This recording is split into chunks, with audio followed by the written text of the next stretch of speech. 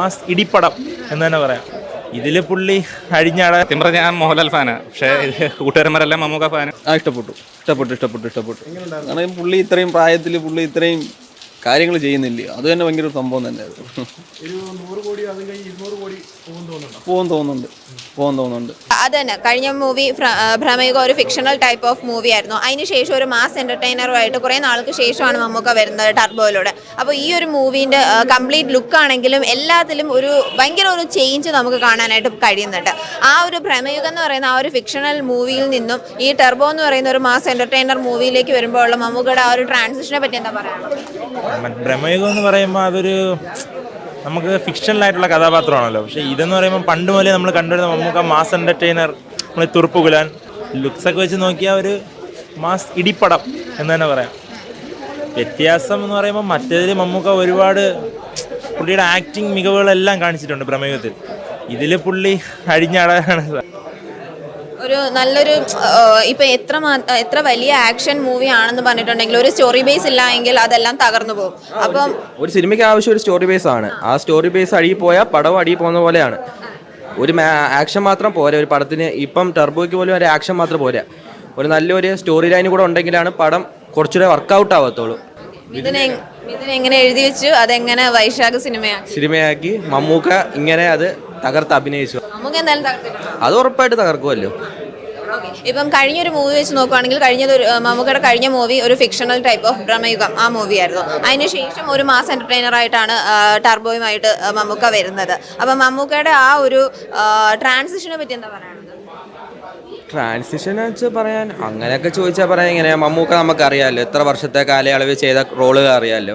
അപ്പം differently type role തന്നെ ഇതിൽ പ്രതീക്ഷിക്കുന്നത് വെച്ചാൽ പുള്ളിക്കാരൻ പറ്റാത്ത റോള് പോലല്ല, എത്ര വർഷങ്ങൾ കാലയളവ് ചെയ്തല്ലോ. അതിനൊരു ഈ മമ്മൂട്ടി കമ്പനി എന്തായാലും ചുമ്മാ ഒരു പടം ഇറക്കത്തില്ലല്ലോ, എന്തെങ്കിലും കണ്ടായിട്ടായിരിക്കും.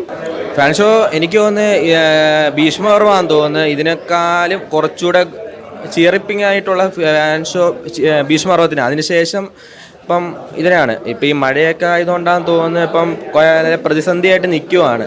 എക്സാമ്പിളായിട്ട് ഗുരുവായൂരമ്പലം നടയിൽ തന്നെ കണ്ടു, നല്ല പടമാണ്. അത് റിവ്യൂവിൽ എന്തായാലും ബാധിച്ചിട്ടുമില്ല, മഴയൊന്നും അതിനെ ബാധിച്ചിട്ടുമില്ല. നല്ല പടമാണെങ്കിൽ ടെർബോയിൽ എന്തായാലും ആൾ കയറും, അത് ഉറപ്പായിട്ടുള്ള കാര്യമാണ്. പലപ്പോഴും ഫാൻ ഷോസ് വലിയ രീതിയിലുള്ള ഒരു നെഗറ്റീവ് സാധനമാണ് കൊടുക്കുന്നത്, നെഗറ്റീവ് ഇമ്പാക്റ്റ് ആണ് കൊടുക്കാറുള്ളതെന്ന് പലപ്പോഴും കേൾക്കാറുണ്ട്. അങ്ങനെ തോന്നിയിട്ടുണ്ടോ? ഫാൻ ഷോ എന്ന് പറയുമ്പം ഏർലി മോർണിംഗ് ഫാൻ ഷോ എന്ന് വെച്ചാൽ നമ്മൾ ഫിസിക്കലായിട്ട് ഒരു ഉറക്കമൊക്കെ കളഞ്ഞിട്ടാണ് കുറച്ച് പേര് വരുന്നത്. അപ്പോൾ എക്സാമ്പിളായിട്ട് വിജയ പടങ്ങൾ, അപ്പം മോസ്റ്റ് എക്സാമ്പിളായിട്ട് മലയക്കോട്ട് വാലിബൻ. ആ മലയക്കോട്ട് വാലിബൻ ജോണർ തന്നെ നമുക്ക് മനസ്സിലാവുന്നതാണ്. എന്നിട്ട് പോലും 7:30-ോ 8 മണിക്കാണ് ഫാൻ ഷോ വെച്ചത്. പലവരും ആ ഒരു മൈൻഡ് സെറ്റ് പോലും കാണാതെയാണ് വന്നത്. കണ്ടിട്ട് അവർ തന്നെ ചിലപ്പം ഫാൻസുകാർ തന്നെ ഒട്ടുമിക്കവർ പടം പോരാ എന്ന നെഗറ്റീവാണ് പറഞ്ഞിട്ടുള്ളത്. അതുകൊണ്ട് ഫാൻ ഷോ സിനിമയെ ബാധിക്കും, നല്ല സിനിമയിലാണെങ്കിൽ ബാധിക്കത്തില്ല. പക്ഷേ എന്തായാലും ഫാൻ ഷോ ഒരു നെഗറ്റീവ് ഫാക്ടർ തന്നെയാണ്. അത് എങ്ങനെ പറയുന്നത് വെച്ചാൽ അത് ഓരോ ഇതുപോലെ ഇരിക്കും, ഫാൻസിന് ഓരോ point of view mind set പോലെ ഇരിക്കും. മമ്മൂക്കൻ്റെ ഒരു മാസ് ആക്ഷൻ മൂവി ആയിട്ടൊക്കെ അതെല്ലാം എനിക്ക് എല്ലാ പടവും ഇഷ്ടമാണ്.